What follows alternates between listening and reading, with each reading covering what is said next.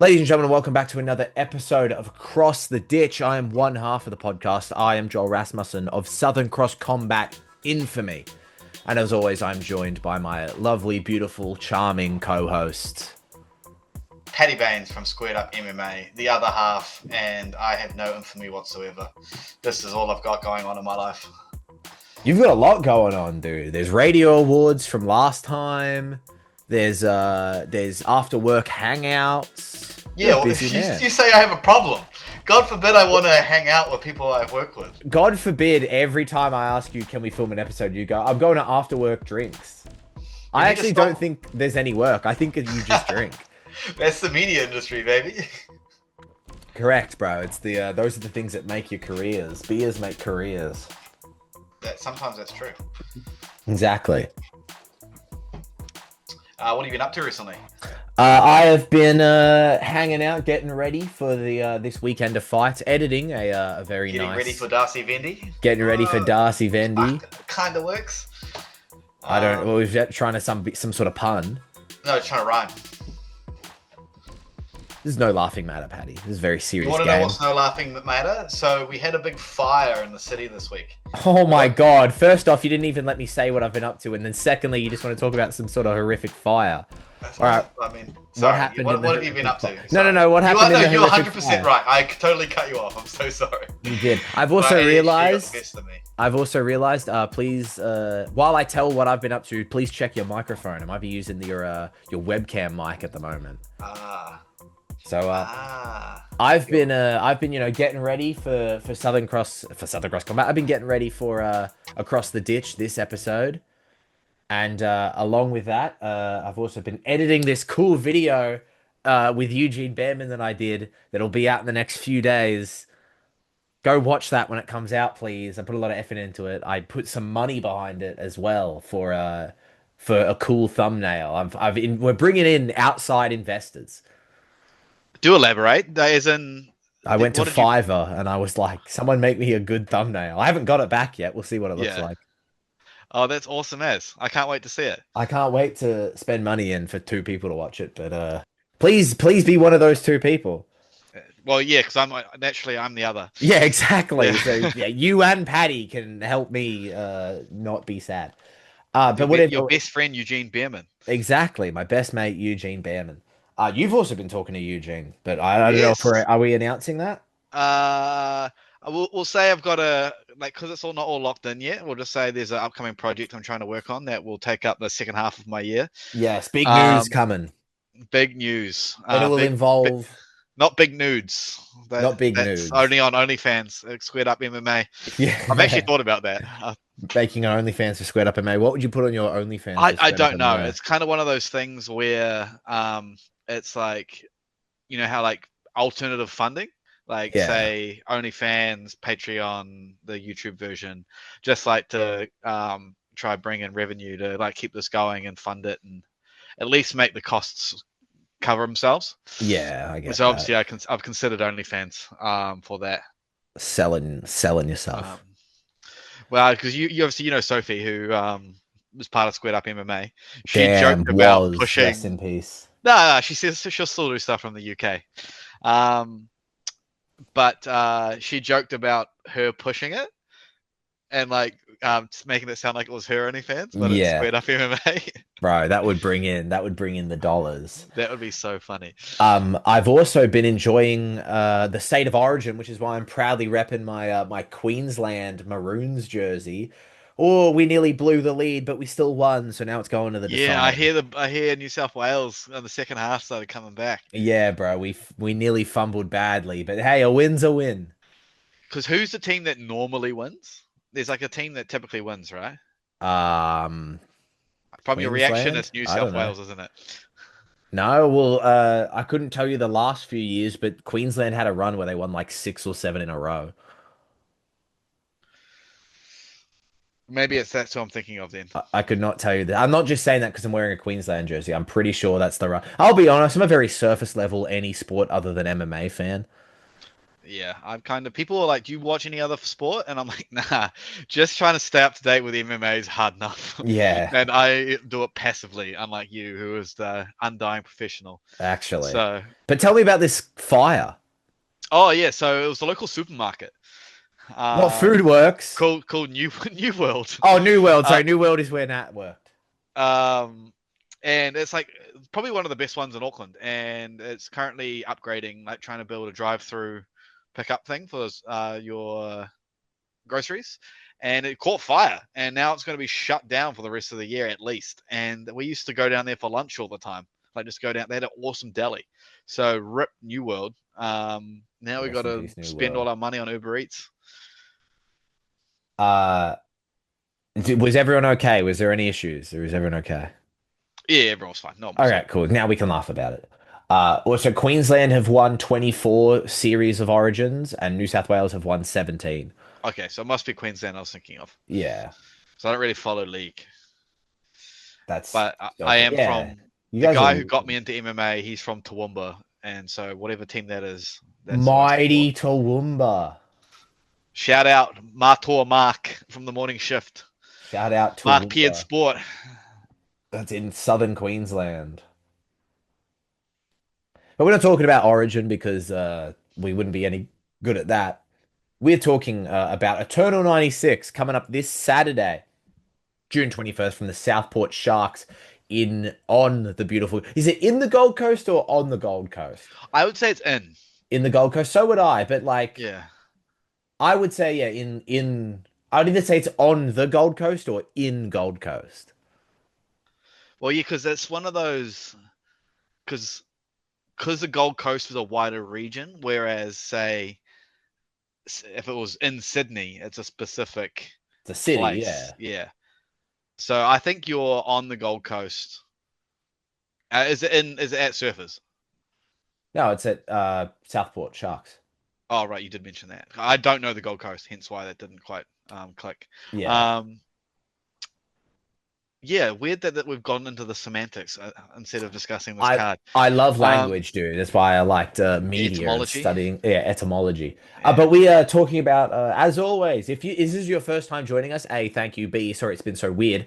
And C, we talk about we break down the pro cards of fights, giving you an insight to who these people are, what their stories are a little bit, who they kind of train with, to give you a general idea of what's going on.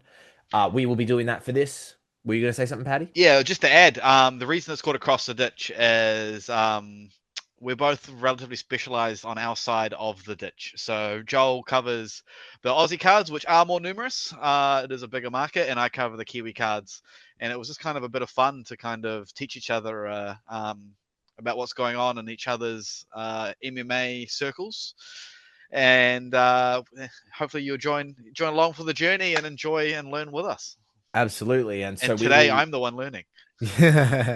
And today we'll be going over the pro card for Eternal 96 happening on June 21st at Southport Sharks in Gold Coast. As well as, and then at the end, we do like an amateur little shout out where if there's anyone we recognize, we give a shout out to them. But we will start away with the first pro fight of the night. It's an 80-kilogram catchweight bout between Jackson Weir White and Alfred Stoddart. Alfred Stoddart, a name that may be familiar to some of the New Zealand people, including Paddy. He's familiar with Alfred Stoddart, but we'll start talking about Jackson Weir White. Jackson Weir White is a 2-0 at pro, one decision and one first round TKO over Matt Kindness, both at welterweight. He is typically at welterweight. 4 cancelled fights in a row. He has not fought since September 2023. So I'm very glad to be seeing him hopefully make the walk because he's been booked before, they've just been cancelled. So God willing, he makes the. It's in 2 days. He has to make weight tomorrow. God willing, it's all okay. He's training out of Team Compton's MMA with half the card. Half the card. This event is out of Compton's. They've got a lot of guys on, including Blair Bratag, who is in the main event, which we'll talk about later. There's 5 people out of Compton's training fighting on this card in total. But here, those fight pullouts have been a myriad of reasons. He had a back and forth with Sam Miles where he pulled out of one because he got injured, and Sam Miles pulled out of one because he got injured. So he's been injured plus bad luck with opponents also getting injured. He's also the director of Asylum MMA, which I have to assume is a gym that he has started. That's something I've really just become privy to. But yeah, he's training out of Team Compton. A lot of great bodies at Compton, especially at that kind of welterweight up area. John Martin Frazier, Blair Bretag, as I mentioned. There's a lot of good guys out of there. And he will be standing across from Alfred Stoddart, who is 4-4 at pro. He is a Shuriken champion. Yeah, the middleweight champion, Shuriken. He beat John Barke for that title. Yes, it's a very, very good win for him. Beating John Varkey is a very good win. His last fight was a loss to Cameron Rouston, who is on this upcoming season of Dana White's Contender Series. On his way back from Vegas at the moment, actually. He was just over there doing his preliminary stuff. Yes, it's very cool to see. He got some training in. I saw Cam got some training in at a Syndicate MMA over there in Vegas, which is very cool. But Alfred, he's coming down to 80 kilos. He's typically fought at middleweight before. Last time I spoke to him about that, he wants to come all the way down to welterweight. I assume this is kind of a test to see how low he can get. After the Cam Rouston fight, I spoke to him backstage, and he was like, "They're just too big." He's like, "Joel, the guys at middleweight, they're just too big." He's like, "It's a fun life. Like he doesn't have to. He can comfortably be a middleweight, but he's like, I gotta really like." Lock in and try to make down a welter. He made welter once in his amateur career, I saw, but this will be his first time at pro. Yeah, he's got wins over John Varkey, which is a very good win to have at middleweight. Sam Dobb as well as another notable name on the list. A guy who also Sam Dobb then also went down to welterweight, and he's fighting out at SBG Australia. Is there a? Can you tell me about when you saw Alfred fight? Yeah, it was. Let's just say it wasn't a fan-friendly fight. It was all on the ground, pretty much. It was a lot of it was inside of Alfred Stoddart's guard, and John just wasn't doing a lot to try past the guard. He was just trying to. It was a pretty underwhelming main event, in all honesty. There was Cooper Royal before that, and that was an absolute banger. Was it before that? No. Who was either anyway. So it was a win, and like they were just yarning at the end of the cage. Like they were just literally talking to each other in the cage. And what was cool that I thought was there was a big like crossover with the Walk Without Fear campaign. When Alfred was over, and when Alfred was over, and Alfred gave like a shout out, and I think he also has like some connection. I think he lost someone to a coward punch as well, perhaps. It is in my interview with him, I think, from Shuriken Fight Series 20, which you can find on YouTube. Yeah, but not nice guy. But his coaches did warn me he is a chatterbox. He will talk and talk and talk and talk. But it was a lovely guy. And I was going to ask why it was a catchweight. I was not sure from whose side was struggling to come down. So I imagine it was him. They agreed. Yeah, so Alfred's coming down from middleweight. Jackson's fought at welterweight before. As I said, I think this will just be I haven't spoken to Alfred about it, as in like specifically why this is a catchweight. But as I said, the last time I saw him, he was like, they're just too big at middleweight, and so I'm assuming he's testing to see if he can come down. Something I really like about you're absolutely right. Alfred loves a chat, which I absolutely love him for. I love chatting with Alfred. He's always the best to talk to. I saw him at the PFL press conference. He was in attendance, saying what's up, making his presence be known. I also love. He's the only fighter who I've seen thus far, even though I know others exist because Colby Thickness has talked about it before. But I was scrolling through the other day, r/MMA on Reddit, and he's on there. And he's very active Redditor. He has like a fan base on Reddit. What's his karma? I can't remember. It's very positive because, as I said, he's got like a fan base. Like he posted about like a couple fights like ago, and all the comments are like, "Fucking go get him, Alfred!" And I'm like, "This is sick." You know, I never see Yeah. that, which is awesome. But yes, that'll be a very good fight. And that will open up the pro card. Moving on Moving next. on. Yes, we have Yusuke Sato taking on Rang Den. Yusuke at lightweight. Yusuke Sato is a 1-0 at pro. He got a 30-second KO over Liam Brewster. That was nuts. That Yeah, and was that was 6 Eternals ago. yes, that was crazy. From my memory, it was like they got into the clinch and just got a real quick knee up the middle. It was like, oh my God, I was there for that fight. I interviewed him afterwards. But that was a crazy KO. He is 3-2 at amateur. Training at a CMBT training center under Josh Kuhn, Brenton Mumford, and alongside Taser Malone, who we'll talk about later. He's in the featured bout of the pro card. But very cool. Yeah, yeah. Pro debut in November 24th. And he's had November 24th. Pro debut in November of 2024. And 2 cancelled fights in March. One in March and then one on this card. So he was originally slated for this card. His opponent pulled out. And now he is still fighting on this card, which is very And cool. both those were the same person. Were Unless they? there's 2 different people named Ben Patterson. That's yeah, unless there's a clone. But Yes. no, yes. What I'm looking at, they were both Ben Patterson. Oh, there you go. One That's in March, twice. one in June. Yeah. That's twice now that Ben. Unfortunately, the fight hasn't happened. I hope everything's okay. I'm not sure as to why that happened. But he'll be taking on Rang Deng, who's 5-0 at amateur, making his pro debut. He has 3 KOs and 2 decisions at amateurs. This is a very scary man who is difficult for him to get fights. Not a lot of people putting their hands up to fight Rang Deng, to the point where last time I spoke to Robin O'Neill, matchmaker for Eternal, she mentioned to me, she was like, yeah, we're just trying to get Ran a fight. Like, it's just very difficult. For good reason. This guy is very good. He was also meant to fight someone else this card, and that fight fell through. So 2 guys who thought they maybe weren't going to be able to make the walk are getting to make the walk against each other, which I'm very happy for. He's fighting out of NTG Fight and Fitness with, you may remember that gym for our mates, the Taffers and Dimps. Oh, yes. And this is Jim's and Logan, right? Yes, this is in Queensland. So that's very cool. Every time we bring up the Taffers, we talk about it, but you do have a connection to the Taffers. Yes, we went to school together. Me and Justin were in the same geography class. He was number 1 and I was number 2, and I hated that because he didn't even study. It was effortless for him, and I studied to try to be the best, and I still couldn't keep up with him. And Junior was a couple of years younger. How did you go? Who was the better fighter out of you? Well, see, that's why I was surprised when I found out he was a fighter, because he was a real chill guy.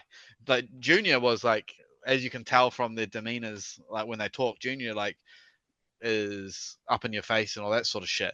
But tougher.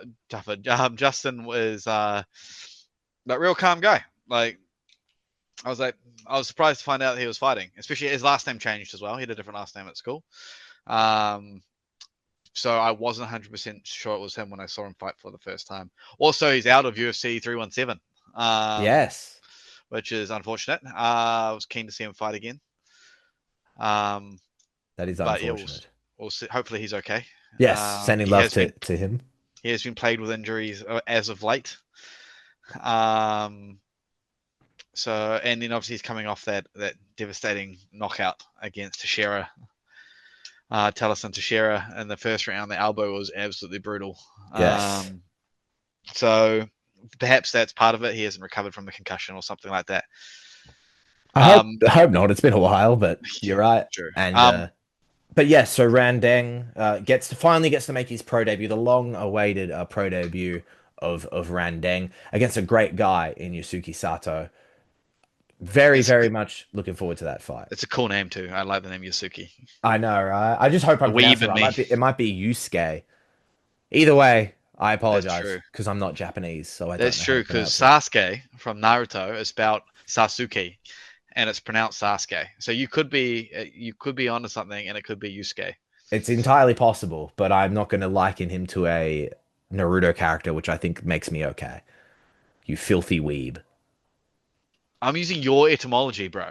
Bro, It's your favorite. And yes, I am a disgust, filthy weeb, all right? disgusting weeb. Eugene Behrman makes fun of weeaboos in my Does videos. he? Well, Yes. he's got plenty of them in his gym Well, because I that's was what talking to Blood Diamond today about anime. I was His like. PR lady was there, like looking like, "What the fuck are we talking about?" I mentioned to him, I'm like, do you see the headband that Israel Adesanya's wearing? It's from Naruto. And he's like, what's that? I'm like, an anime. And he's like, Sean Strickland makes fun of him for liking anime, and I agree with him. Shadow Clone Jutsu. Oh, You ready? gross. Horrific. I've got a Uh, headband somewhere too. moving up the card to Quinlan Kelly versus Farhood Kalatbar at welterweight. The Hood is back, taking on Quinn Kelly, who is also back. Uh, previously he's fought as Quinn Kelly. On this, he is Quinlan Kelly, so I'm going to refer to him as Quinlan. Quinlan is 0-1 as a pro, 5-3 as an amateur. His loss is to Matt Fordham in October of 2024.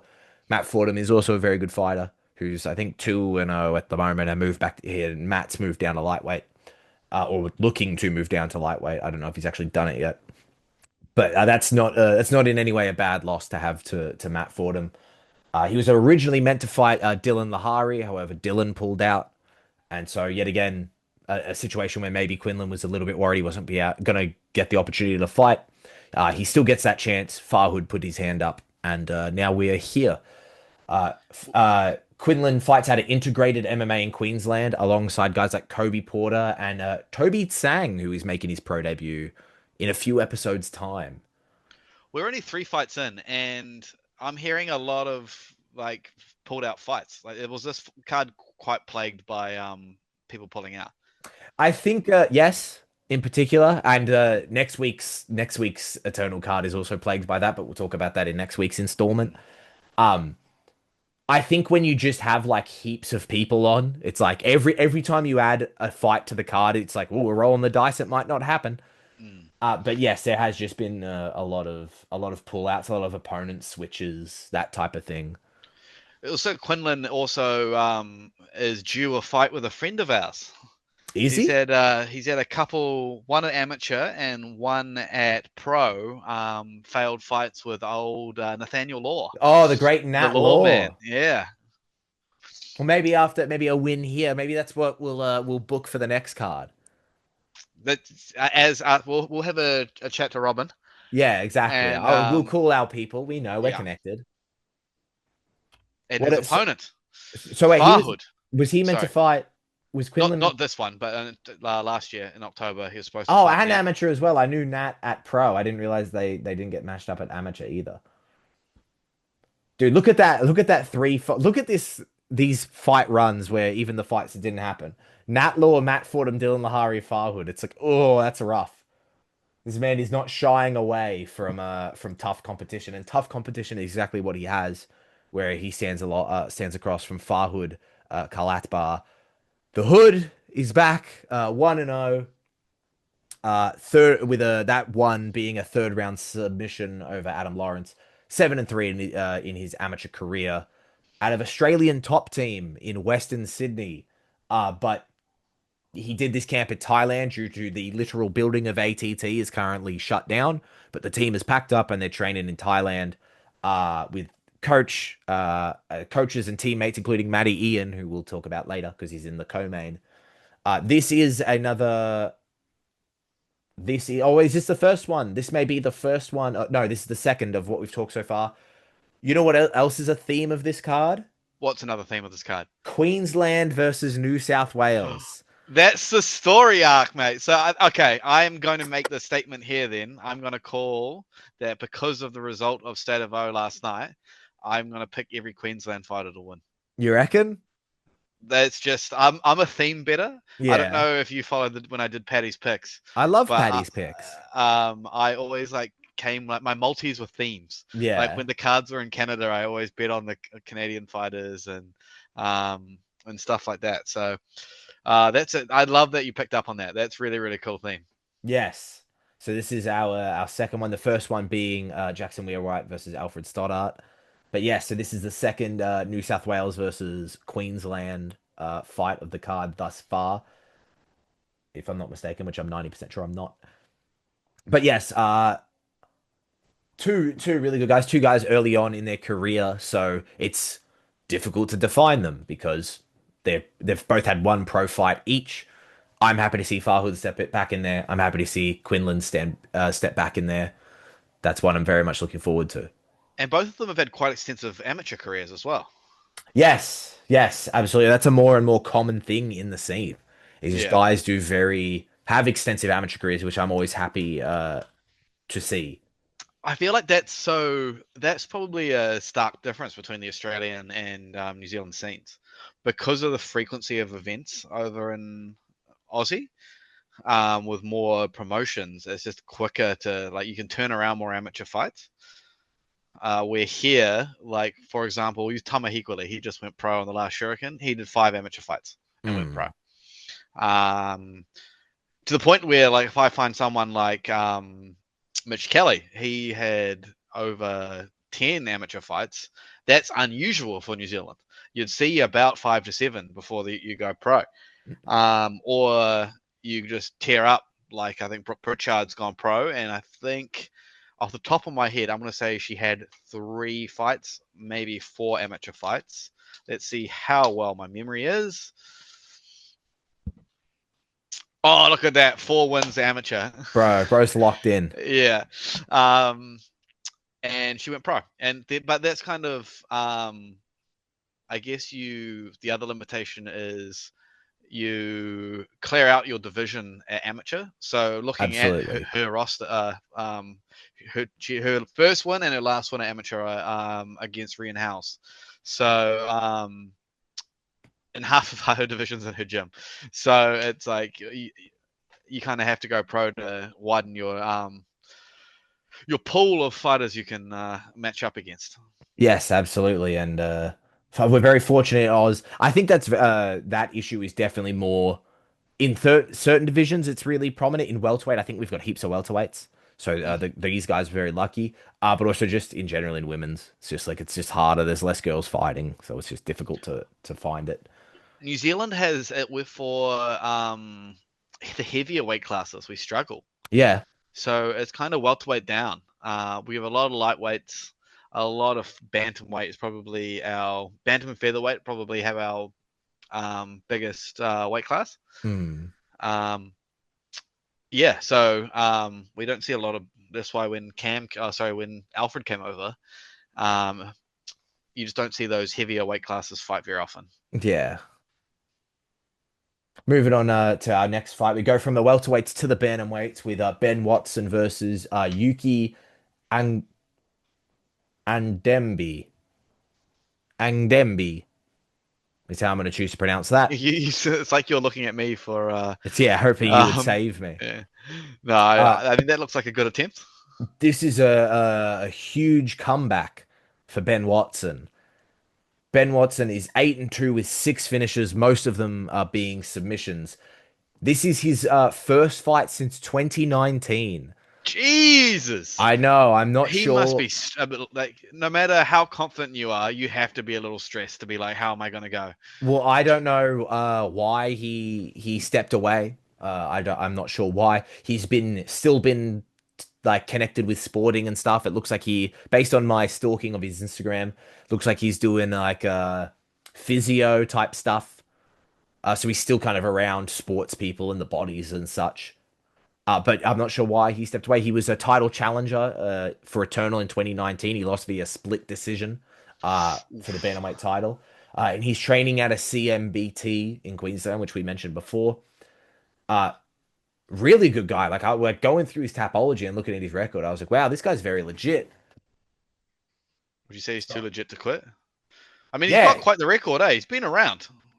10 pro fights. Well, that's the thing. He was too legit to quit. He was legit enough to step away for a little bit, but not legit enough to quit.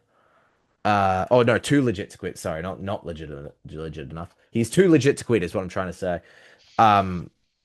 Yeah, he's got some really solid wins on there.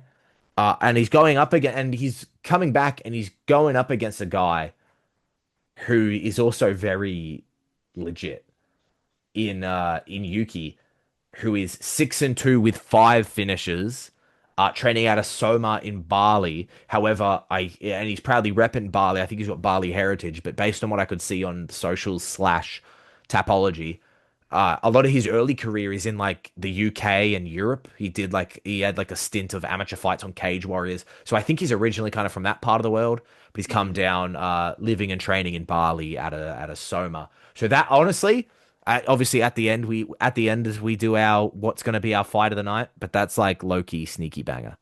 Yeah. That's He like up there. There's quite a few New Zealand fighters over in Soma at the moment going over there to train. Rory O'Keefe's been over there. Zach Bennett's still there. I think I saw Fergus Jenkins was over there. I believe he's in Thailand now. Yeah, Bali is quite a common place for Kiwis to go and train over at Soma. Yeah, there's a D Samasoni from over here also did D Samasoni did like a whole stint. He was gone for like months just living in Bali and training. Yeah, sounds like Zach Bennett. Yeah, Zach Yeah. Bennett coming away with a win on CFN the other night. Congratulations, Yes. Zach. Yeah. But I've spoken to some guys who go over to Bali often to train. Uh, the kind of the vibe is like Bali might be becoming kind of the next Thailand, a really good cheap place to train that's got good rounds because heaps of people are going there. So you're not just training with people from Bali. You're getting kind of that like Bang Tao effect in Thailand of like, Bangtan okay, Tiger and yeah, where it's like, oh, I'm training with some like really good Russian dudes or whatever. That's happening at places like Soma, Bali MMA, and there was a third gym, but I can't remember which one it is. But so that's cool, and that one I'm very very interested in. Then up to we're getting a little bit of deja vu here from one of our first, I would say maybe first episode, if not first 2 or 3 episodes. oh really? And it depends. I don't know how many episodes of this we've done. Uh, Ethan Mitchell versus Oscar Marlowe. A couple events ago, this fight was cancelled due to Oh Oscar yes. being Um injured. And I said, I don't know what the injury is, but quick recovery, and I hope it gets rebooked. Evidently, my wishing worked because there has been a recovery and the fight got rebooked. So go me. My power of positive thought has saved this fight. But yes, Ethan Mitchell versus Oscar Marlowe at featherweight. This will also be a very good fight. Ethan Mitchell, 0-2, but is very good. He's one of those sneaky 0-2s. There are people in the MMA game. No one's coming to mind specifically, but just in general, there are people in the MMA game who pad their record. Ethan Mitchell has like the opposite, where it's like 0-2, but you look at the quality of fight that he put on and who the opponent was, and you're like, oh, that's like a bad 0-2, or a really good 0-2, depending on your perspective.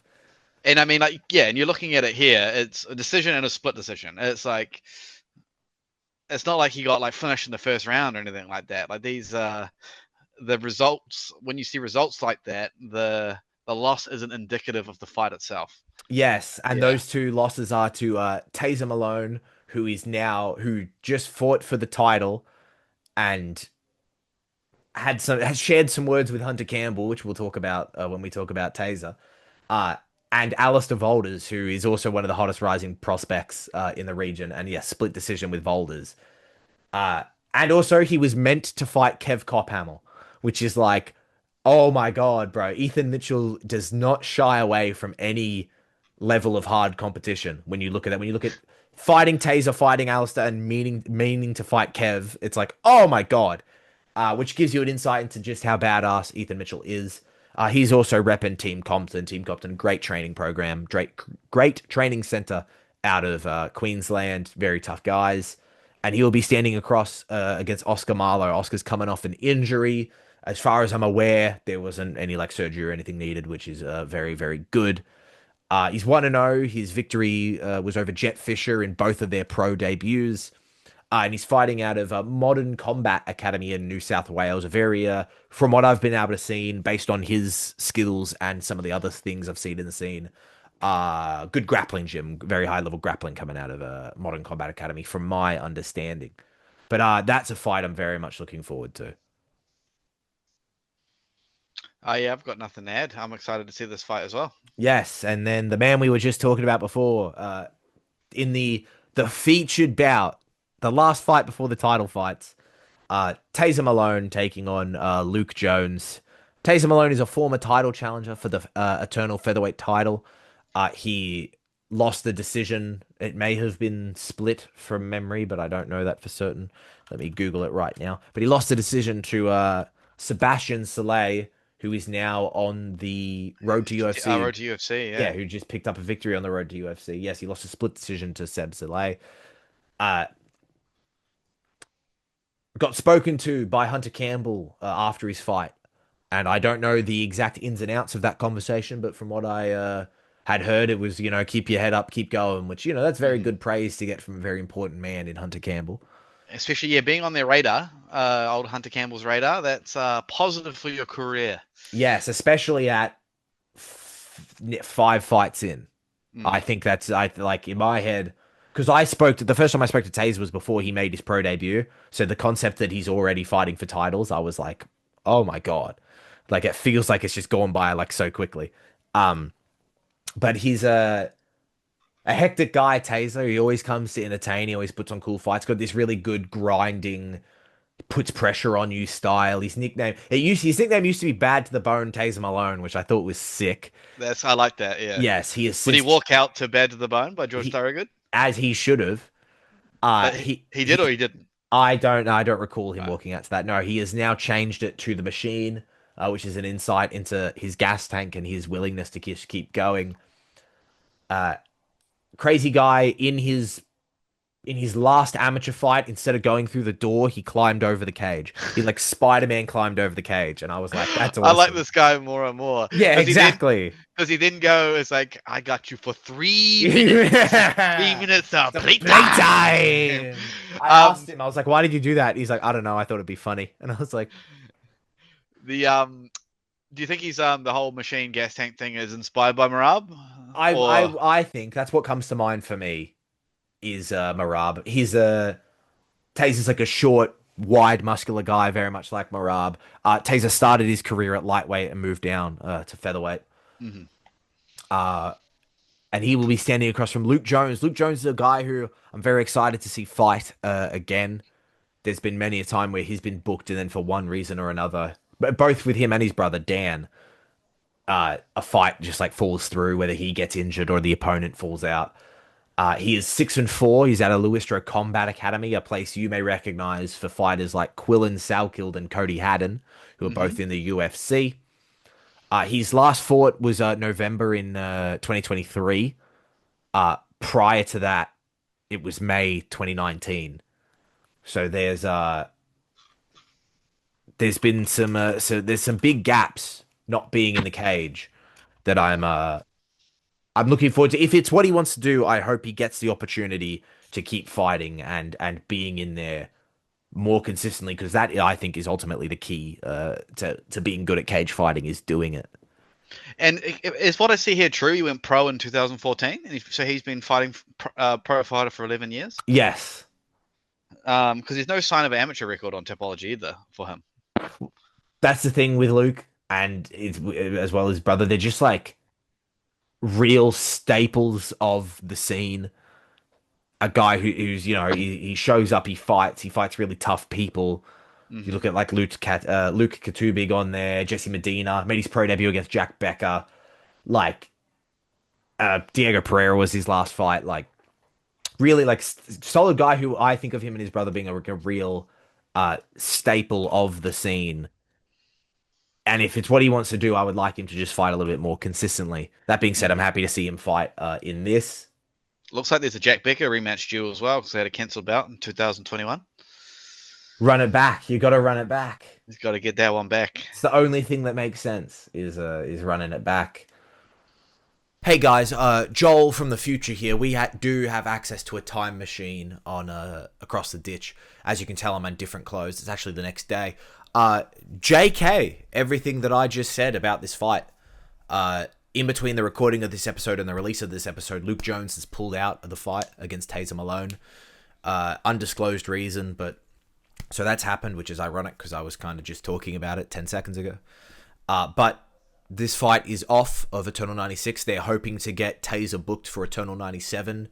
It's not confirmed yet. It's kind of looking like it might be Rod Costa, which I absolutely would not have predicted. But Taser called out Rod Costa. Rod said maybe. So we'll see what happens. Keep you posted on the Southern Cross Combat Instagram, plus next week's Across the Ditch. Back to the rest of the video, but just forget everything I said, like just then. The fight's off, so don't worry about it. All right, back to the video. And that will take us up to our first title fight of the night, an interim title. If I'm not mistaken, this got mentioned. The great Cam O'Neill, who is the CEO of Eternal, he mentioned this to me in our interview. I think this is the first interim title in Eternal history. Ah, and did you follow up and mention why there hasn't been one? Is it because the fighters are quite active and there's been no need for one?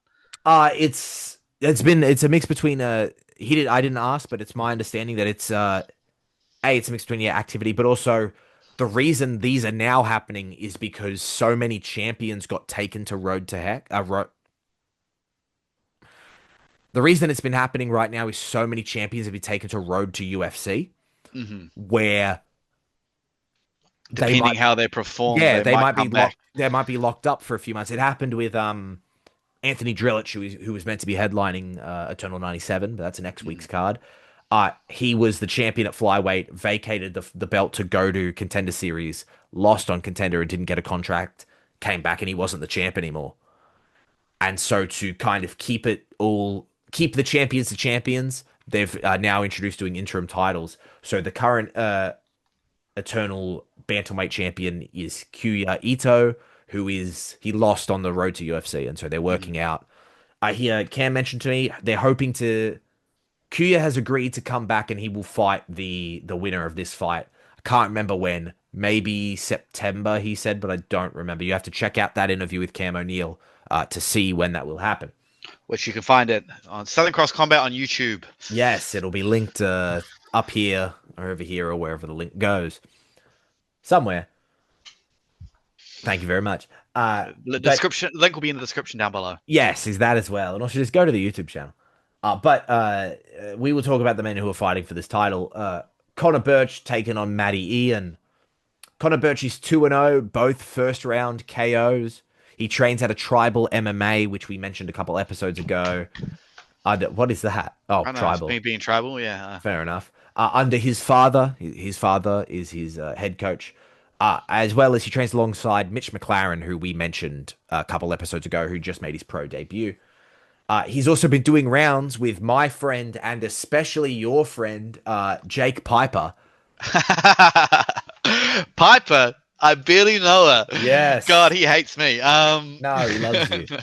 Piper's been going down to Tribal MMA in the wee hours of the morning to do some morning classes and morning rounds with Connor Birch. Connor helping Jake prepare for Jake's last fight against Patrick Hill. Jake helping Connor prepare for Matty Ian. So that's good guys to be working together. Connor Birch KO'd Chris Ustajanovsky in under a minute in his last fight. And Chris Ustajanovsky is a very good man to have a victory over. Chris fights out of Lion's Den. He's got a lot of hype and he's very good in his own right. So very impressive performance. Connor puts on some very impressive performance. Connor hits people and they don't move. He is got heavy hands. Very, very exciting fighter to watch. Even though some would look at 2-0 and be like, already fighting for a title, in my opinion, very well deserved. Same with his opponent, Matty Ian, who is also 2-0 at pro out of Australian top team. But as mentioned before, ATT is currently kind of working out of Thailand at the moment. He's got solid striking. When he hits stuff, it sounds scary. I just remember being at the back once and watching him warm up and being like, oh my God. But cracking on the pads or something. Crack. But he's also got very good grappling. He's a very high level grappler, good jiu-jitsu, good wrestling. So that's a matchup that will be good. Will be. It will be. Well, I hope so. I'm not making any kind of promise. But that is our co-main event. It is our co-main event, but it is also our fourth fight that is Queensland versus New South Wales. Mitchell versus Marlowe is also Queensland versus New South Wales. And this one is also Queensland, but this is the This is the final Queensland versus the New South Wales matchup for the pro card. I'm excited for this next one. Yes, the main event of the evening. The champion Darcy Vendy taking on the challenger Blair Bretag for the eternal middleweight championship. Why are you so excited for this one, Paddy? Well, I can see here Darcy Vendy has a win over the UFC welterweight champion. MMA math, baby. Darcy Vendy, the last man to beat Jack Della. That speaks for itself. Bet the house. No, but he is Darcy Vendy is 7-3, 6 finishes in those 7, which I didn't realize. I didn't like. He'd been doing very well recently, and obviously he's on this really good run. I didn't realize it was six finishes from seven wins. I was like, oh my god. Yes, he is also, fun fact, he is the last man to beat Jack Della many moons ago, but that's still kind of cool. That's still cool. You don't want it to define you, but it's still a cool thing. I mean, I feel like it's like a Craig Jones thing where you just bring it up. Yeah, exactly. And never fight them again. Yeah. Is he that kind of guy? Or looking at his photo, he's a very serious man. He is a very serious man. He does like to have a laugh, but I'm sure he's not. I don't believe he's hanging his hat on being the last guy to beat Jack Della, although it is cool. But he KO'd John Martin Frazier, who is a very, very, very scary man, and he submitted Matt Myers in his last fight, who is also a very, very, very scary man, which maybe means Darcy's the scariest by that math. If MMA math is working out, maybe he's the scariest. I am surprised he's still here on the regionals. I said that to him. I've been saying that all week, all fight week, all build up to this fight. I really thought he would be going off to contenders after his last win. And I'm saying that meaning I think he's good enough to go to contenders, and I think he probably should be there. When I spoke to him about it, he kind of said Cam Ralston got the opportunity due to him having the better record. Cam and Darcy are mates, so he's not too cut about it. He knows his time will come if he keeps winning, which, as will happen with all fighters. And how old is he? Darcy is 30. He turned 30 this year, I believe. A little bit of time. Yeah, absolutely. He's got some time. He's the heavier weight class you fight in, the more time you've got. Yeah, exactly. Yeah.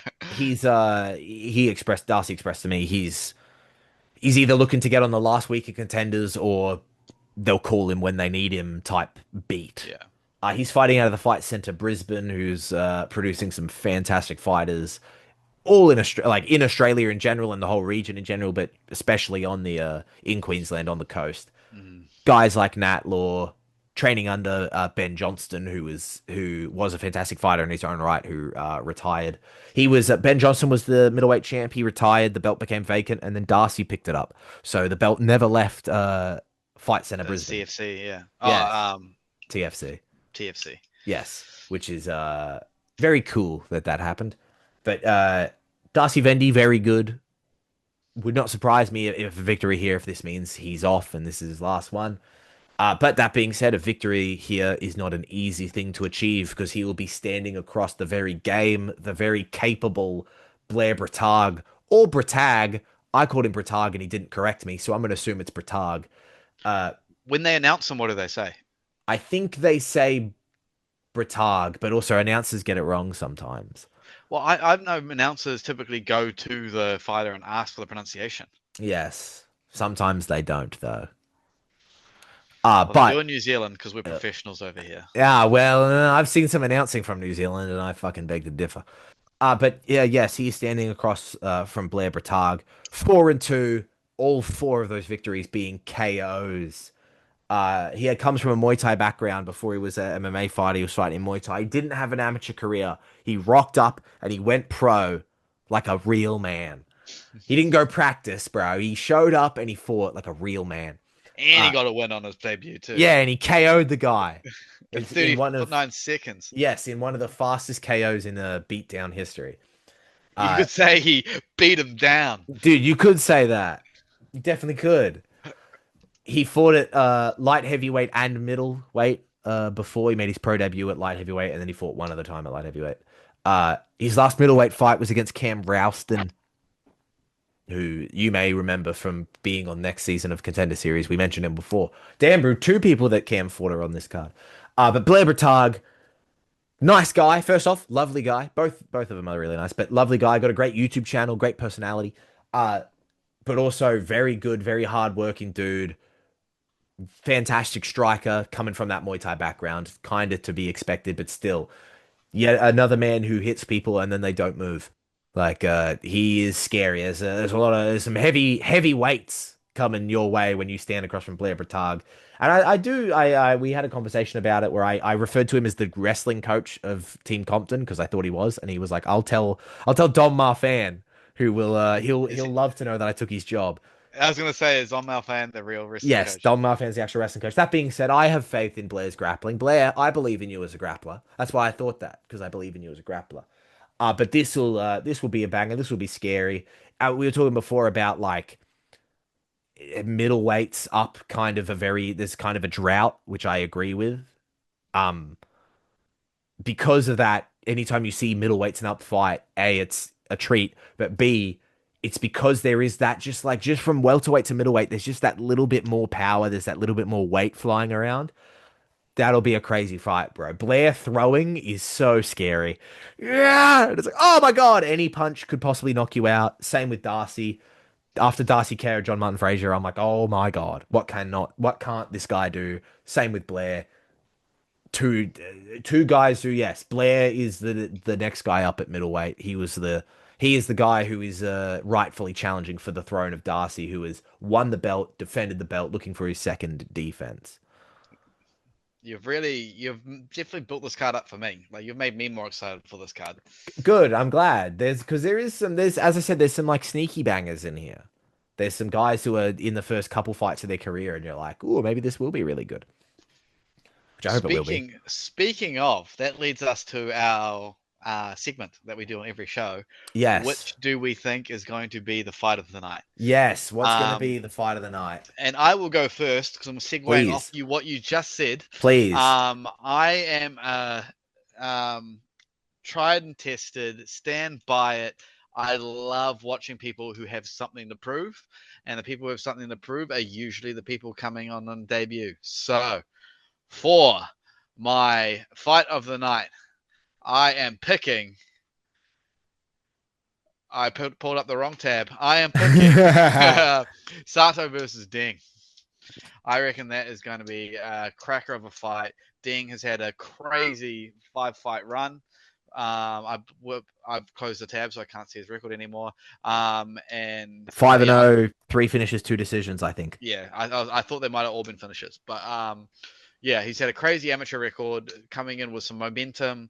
And Sato, was he the 0-2? No. He's 1-0 and he got a 30-second KO. That's why he threw that knee and he had a crazy win. So he's coming off a crazy win as well. So I think this one could be an absolute banger.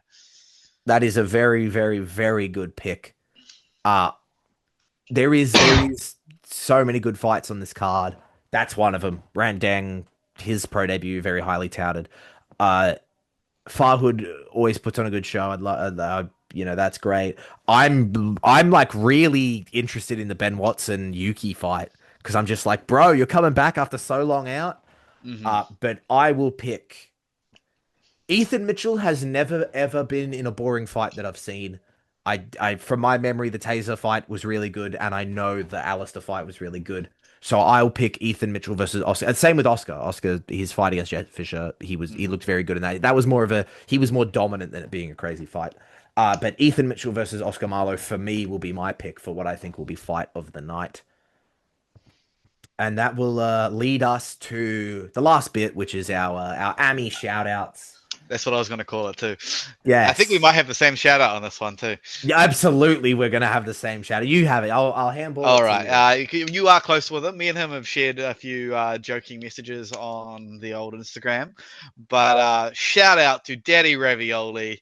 Ravioli, give me the formuoli, John. Leo! No, I actually don't know how to spell his last name. Ayello.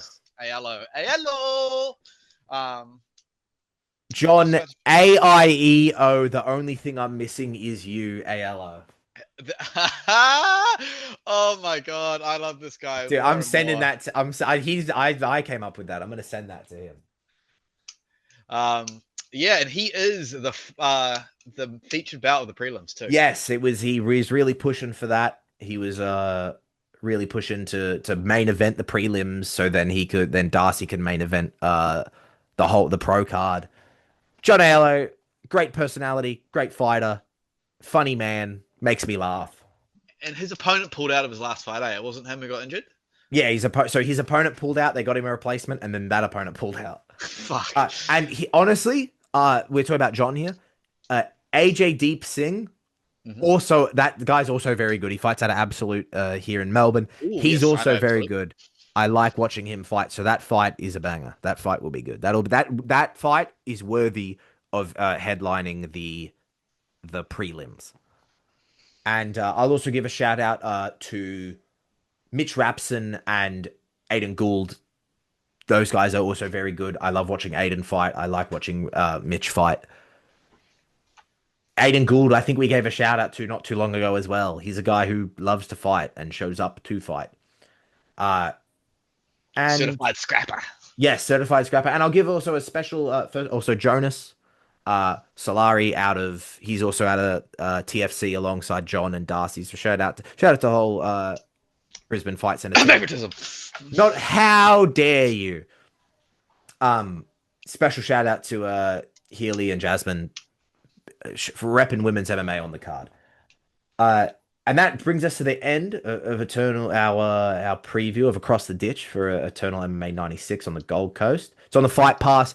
Main cards on the Fight Pass. Prelims are on the Eternal website, I think. I'm doing a live stream. Come and watch. We'll have fun. Two separate things, by the way. What? Come and watch. Yes. There's the watch, bro. We're only missing one bit of it now.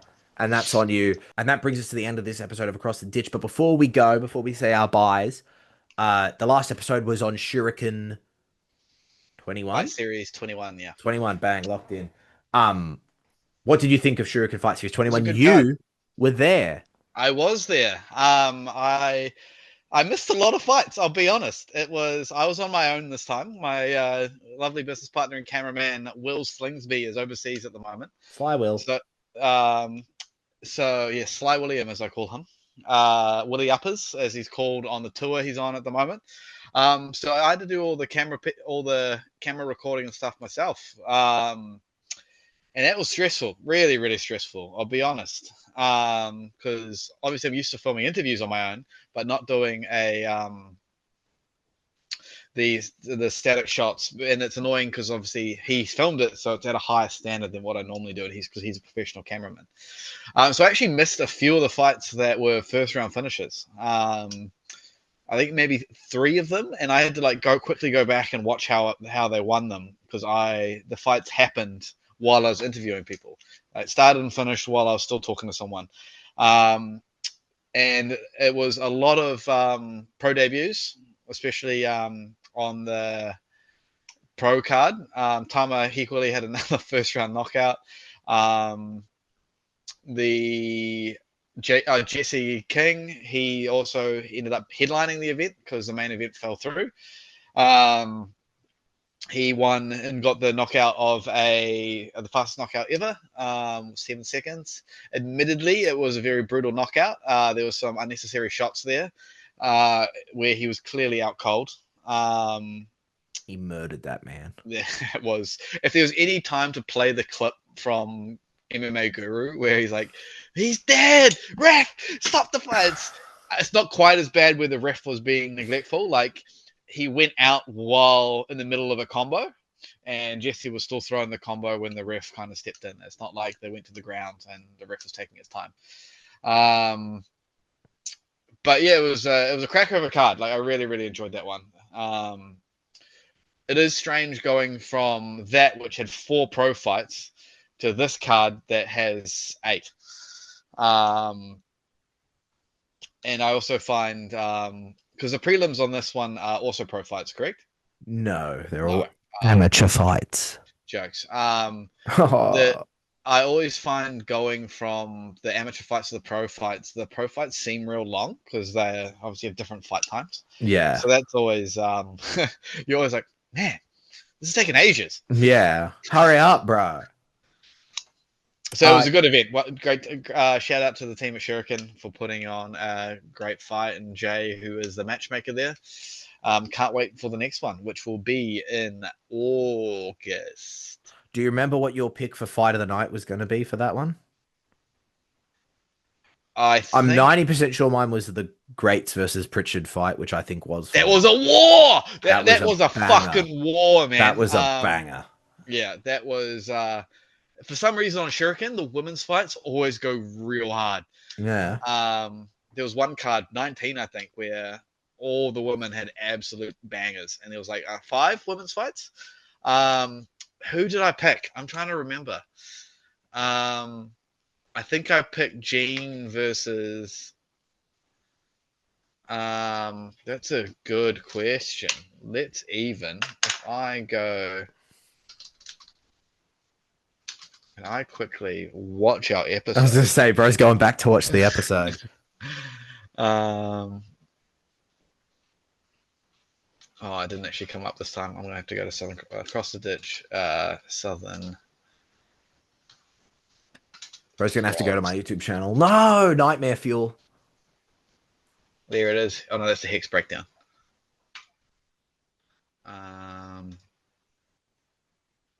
There we go, SFS 21. Amy chat, cancelled main event.